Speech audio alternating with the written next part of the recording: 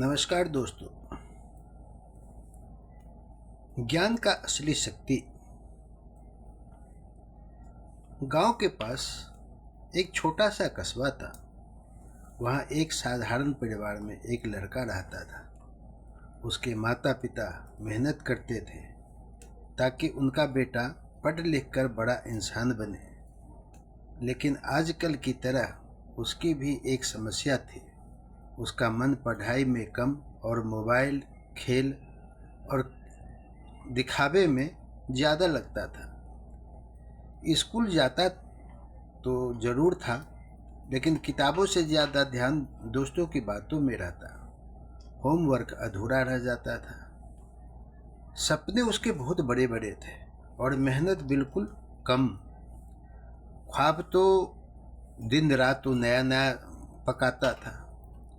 एक दिन उसकी परीक्षा में बहुत कम नंबर आए। क्लास में सब बच्चे आगे निकल गए।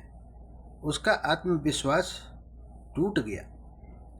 वह उदास होकर स्कूल के पीछे बने पुराने मंदिर के पास बैठ गया।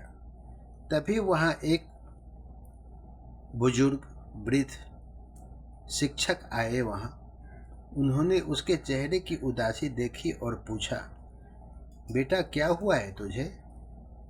लड़के ने कहा, मैं मेहनत करता हूँ लेकिन सफलता नहीं मिलती। मेरा मन पढ़ाई में नहीं लगता है। मुझे समझ नहीं आ रहा है कि मैं क्या करूँ। वृद्ध मुस्कुराए। उन्होंने धीरे से एक श्लोक बोला, बिना धरे विपुल मंगल दानशीले भक्तार्थ नास्नि कीर्ति पदे अखिल मनोरथ दे विद्या प्रदायिनी सरस्वती नौमी नित्यम। ये सरस्वती जी का श्लोक है, बिना धरे। वृद्ध बोले, इसका अर्थ है, हे माता सरस्वती, आप सभी मंगल देने वाली हैं, भक्तों के दुखों को दूर करने वाली हैं, सम्मान, कीर्ति और अच्छे विचार देने वाली है और हर मनोकामना पूरी करने वाली विद्या प्रदान करती है। मैं आपको नित्य प्रणाम करता हूँ। फिर उन्होंने लड़के से पूछा, क्या तुम जानते हो, विद्या सिर्फ किताबों के नंबर नहीं देती। विद्या इंसान को सोचने की ताकत देती है, गलत रास्ते से बचाती है और जीवन को सफल बनाती है। लड़का चुपचाप सुनता रहा सारी बात। अगले दिन से उसने एक छोटा सा नियम बनाया। सुबह उठकर माता पिता के पैर छूना, 5 मिनट प्रार्थना करने के लिए अपने घर में किसी कोने में बैठ जाना और रोज थोड़ा थोड़ा अपना किताब उल्टा करके पढ़ना। पहले दिन मुश्किल लगा, दूसरे दिन मन उसका भाग रहा था, पढ़ने से कोई फायदा नहीं है। तीसरे दिन मोबाइल उसको याद आने लगा, क्योंकि मोबाइल का वो बहुत प्रेमी था। लेकिन वृद्ध शिक्षक की बात उसके मन में हमेशा गूंजती रहती है, अनुशासन ही असली शक्ति है। धीरे धीरे उसका मन बदलने लगा था। अब वह स्कूल में ध्यान से पढ़ता था, शिक्षकों का सम्मान करता था, गलत संगत से दूर रहने का बहुत पूरा प्रयास किया। उसके कई दोस्त उसका मजाक उड़ाते थे, जहाँ पर भी देखते उसको देख करके उसको चिढ़ाते थे। कोई कहता, इतना पढ़कर क्या मिलेगा तुझको?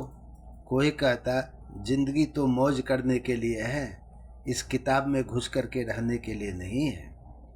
लेकिन उसने ध्यान की।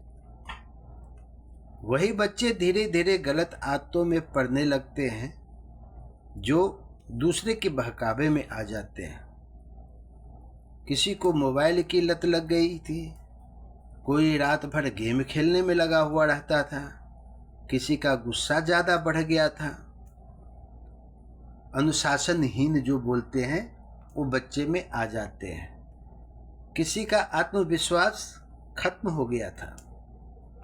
तब उसे समझ आया, ज्ञान सिर्फ परीक्षा पास कर लेने के लिए नहीं है, बल्कि जीवन को सही दिशा देने के लिए ज्ञान की प्राप्ति होती है, पढ़ा जाता है। एक रात उसने अपने पिता को देर तक काम करते देखा। उनके हाथों में छाले पड़ गए थे। माँ रात में भी सिलाई कर रहे थे। उसने पहली बार महसूस किया, जिस पढ़ाई को वह बोझ समझता था, वही उसके माता पिता का सपना है। उस रात वह बहुत रोया और उस रात उसने सोचा, अपने मन में प्रण लिया, अब मैं समय बर्बाद नहीं करूँगा। अब उसका दिन बदलने का मन में भाव उत्पन्न होना शुरू हो गया। वह जल्दी उठ जाया करता था। वह प्रतिदिन योग करता था। स्कूल जाना समय से शुरू कर दिया। समय पर पढ़ाई करना भी शुरू कर दिया और ज़रूरतमंद बच्चों की मदद करना, क्लास में हो या स्कूल में हो, जो भी बच्चे मिलते थे, जो कुछ पूछते थे, जो उसको आता था वो समझा देता था। धीरे धीरे उसकी पहचान बदलने लगी। वहाँ पर जो जितने स्कूल के विद्यार्थी थे, जो स्टाफ थे, सब उसको धीरे धीरे पहचानने लगा। जो शिक्षक पहले उसको डांटते थे, अब उसकी तारीफ करने लगे कि देखो, बच्चा संस्कारी होते जा रहा है, अब बच्चे में बदलाव आ गया है। जो बच्चे मजाक उड़ाते थे, अब उससे नोट्स मांगने लगे। जो उसका साथी सब था, वह तो उसी में लिपटा हुआ रह गया। वह इसको देख करके मजाक उड़ाता था। एक दिन वृद्ध शिक्षक ने उससे पूछा, बताओ सबसे बड़ी विद्या क्या है? लड़का बोला, अच्छे नंबर लाना। वृद्ध मुस्कुराए, नहीं बेटा, सबसे बड़ी विद्या है अच्छा इंसान बनना। अच्छा नंबर लाना अच्छे संस्कार का काम नहीं है। अच्छा इंसान बनना अच्छे बच्चे का संस्कार कहलाता है। उन्होंने कहा, अगर पढ़ाई के बाद भी इंसान में घमंड आ जाए तो वह विद्या अधूरी रहती है, लेकिन अगर ज्ञान के साथ विनम्रता आ जाए तो वही सच्ची शिक्षा हो जाती है। समय बीता, वह कॉलेज पहुंच गया। अब वहाँ एक चुनौतियाँ थी। दोस्तों का दबाव, दिखावा से वो दूर हो गया। फैशन वो बिल्कुल करना भूल गया। सोशल मीडिया मतलब मोबाइल स्कूल में कॉलेज में लेकर के जाना वो बंद कर दिया। और एक दूसरे से तुलना करना कि वो कैसा है, हम कैसा है, वो किस परिवार से है, हम किस परिवार से हैं, वो कौन सी कास्ट का है, हम कौन सी कास्ट का है, वो तुलना उसके मन से हट गया।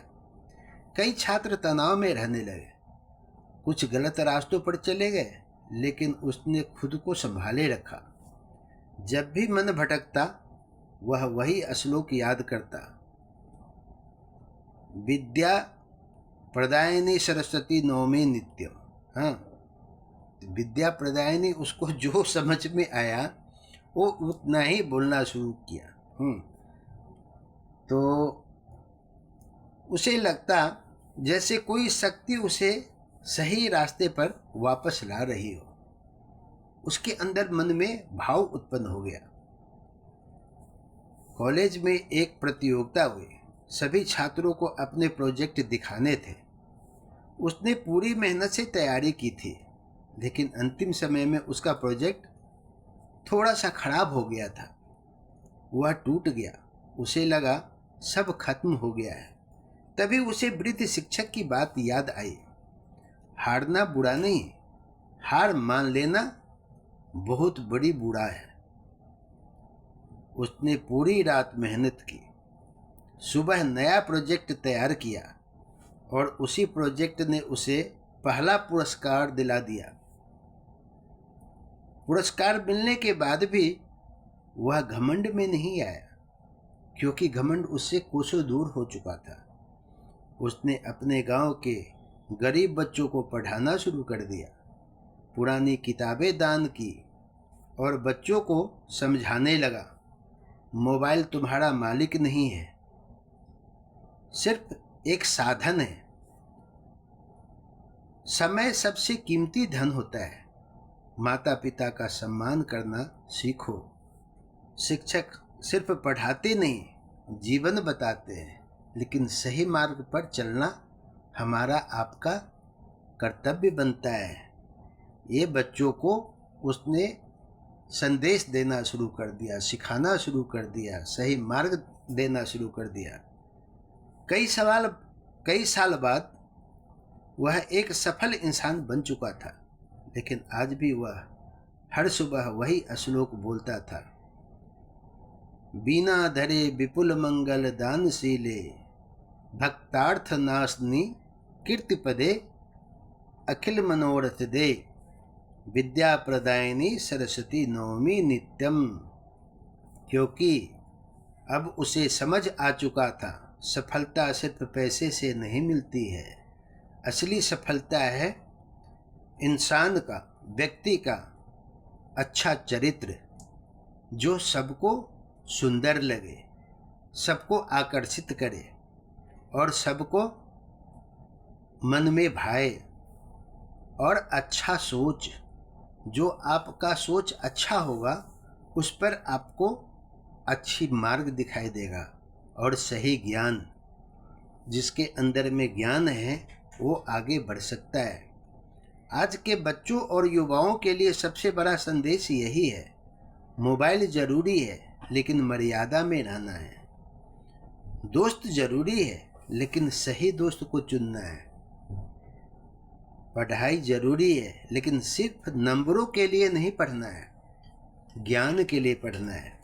और सबसे जरूरी, अपने माता पिता, गुरु और ज्ञान का सम्मान हमेशा करना सीखना चाहिए। जिस जीवन में विद्या, विनम्रता और अनुशासन आ जाए, उस जीवन को सफल होने से कोई नहीं रोक सकता। जिस घर में ज्ञान का दीपक जलता है, वहाँ अंधेरा ज़्यादा देर नहीं टिक पाता है। माँ सरस्वती जी का आशीर्वाद उसी को मिलता है जो मेहनत, विनम्रता और सच्चाई का रास्ता चुनता है। अगर आपको मेरी ये श्लोक और इसका अर्थ आप अगर समझे हो, तो अपने बच्चों को, अपने परिवार में सभी के साथ शेयर करने का प्रयास कीजिएगा। हो सके तो आप अपने दोस्तों के साथ भी इसको शेयर कर सकते हैं। अगर इच्छा हो तो इसको लाइक, शेयर, सब्सक्राइब भी कर सकते हैं। धन्यवाद।